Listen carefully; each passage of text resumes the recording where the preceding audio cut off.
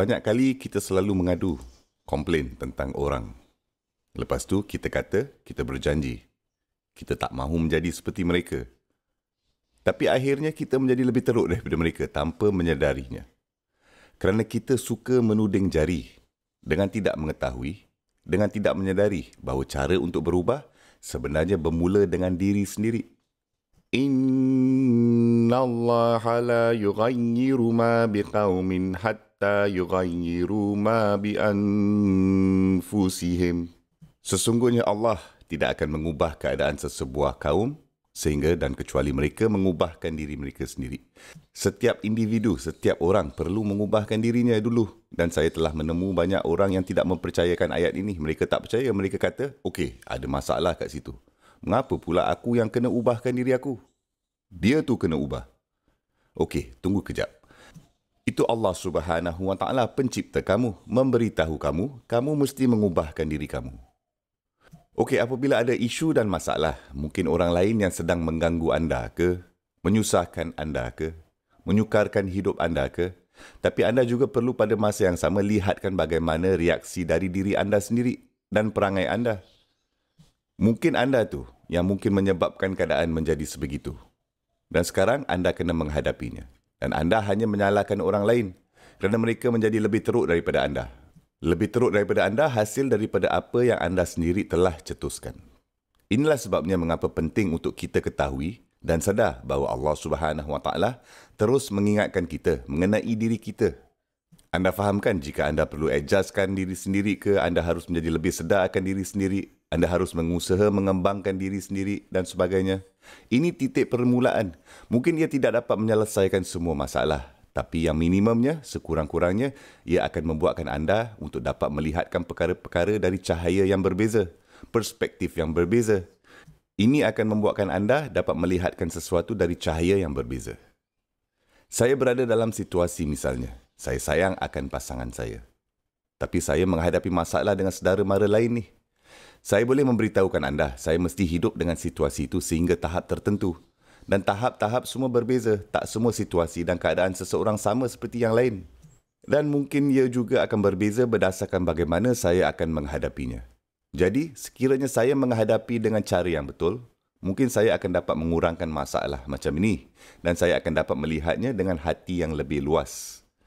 Kamu tahu apabila anda suka simpan segalanya dalam hati anda akan menjadi orang yang penuh dengan kebencian. Hati diisi dengan begitu banyak benda negatif kerana anda banyak simpan emosi negatif. Anda tidak perlu simpan dengan begitu banyak. Anda perlu belajar melepaskannya. Ia seperti ketika anda tiba di airport dan anda diberitahu bahawa anda hanya dibenarkan 20 kg check-in baggage. Pernah dengar tak? Sekarang ni mereka mungkin membenarkan anda 2 beg, masing-masing 23 kg. Sekiranya salah satu luggage melebihi 23 kilo, anda akan mempunyai masalah. Dan jika kedua-duanya lebih daripada 46 kilo, anda mesti tinggalkan yang selebihnya, excess baggage. Sekarang anda yang melawat overseas, mungkin juga anda yang melawat saudara mara ke, keluarga ke di overseas yang tinggal di beberapa negara tersebut. Tidakkah anda perasan kadang-kadang kerana perasaan kasih mereka, mereka akan memberikan anda hadiah dan barang-barang. Dan anda pula tak tahu macam mana nak bawa balik barang-barang tersebut. Subhanallah. Dan kemudian anda mula mengemas barang ke dalam luggage anda. Dan anda berjanji sebelum pergi travel, saya tidak akan menjadi traveller yang tipikal, di mana luggage saya lebih daripada berat badan saya sendiri. Subhanallah. Tapi teka apa yang berlaku? Anda bawa luggage besar anda dan anda membawanya ke airport dan anda berkata, InsyaAllah luggage saya akan lepas ni.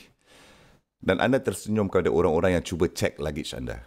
Dan ketika mereka memberitahu anda ada masalah ni, Encik ni terlebih 5 kilogram lah. Kena keluarkan. Dan kemudian anda katakan, baiklah, okeylah, mungkin saya akan hand carry ini 5 kilo. Apa yang kamu sedang buat itu? Kamu ni sebenarnya mempunyai lebihan bagasi. Itulah maksudnya. Kita mempunyai excess baggage dalam hubungan-hubungan kita. Kita mesti membuat rancangan. Buangkan benda yang tak perlu. Anda mesti membuangkan sama ada anda suka atau tidak. Atau anda kena bawanya ke dalam hand carry. Semoga Allah Subhanahu Wa Taala mengampuni kita.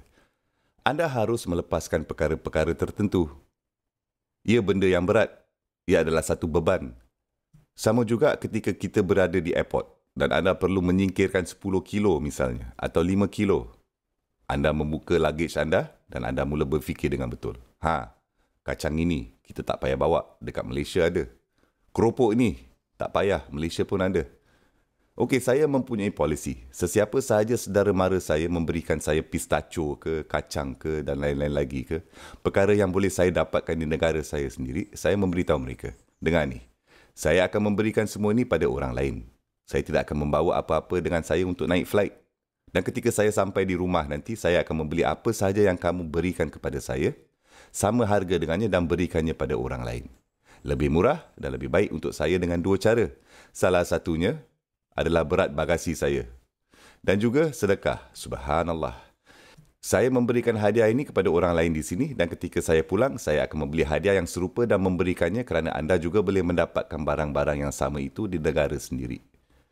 Perkara yang sama berlaku dalam hubungan kita. Wallahi, saudara dan saudari saya sendiri telah belajar daripadanya. Jika anda ingin menjalani kehidupan yang positif, anda perlu bersedia untuk melepaskan benda-benda yang remeh.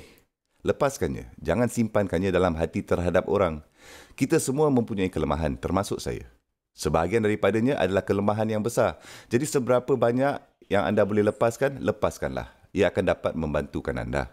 Ia sangat akan membantu anda. Dan fikirkan sahaja tentang kebaikan orang lain. Buatlah usaha lebih sikit untuk memikirkan yang baik sahaja. Apa kebaikan yang dimiliki oleh orang ini atau orang itu, kan? Dan saya juga tahu sekiranya anda ditindas. Okey, ketika saya bercakap mengenai penindasan di sini, saya bercakap tentang anda benar-benar berlawan dengan fikiran anda. Anda telah cuba memaafkan seberapa banyak yang anda boleh untuk seseorang. Dan anda banyak berjuang secara emosi. Ia menjadi lebih sukar untuk benar-benar duduk bersama orang-orang seperti itu. Jadi kita perlu berjanji, kita akan menjadi yang terbaik dulu, diri kita dulu, kepada mereka yang kita tinggal bersama. Sesiapa sahaja pun mereka.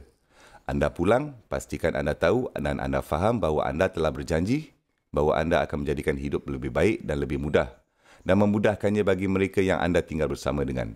Kerana amal bermula dari rumah. Nabi SAW berkata, yang terbaik dari kamu adalah mereka yang terbaik kepada isteri mereka, ahli keluarga mereka. Jadi itulah yang berlaku. Ia bukan benda yang mudah. Itulah sebabnya anda dianggap yang terbaik kerana anda berbeza. Orang akan berfikir secara berbeza.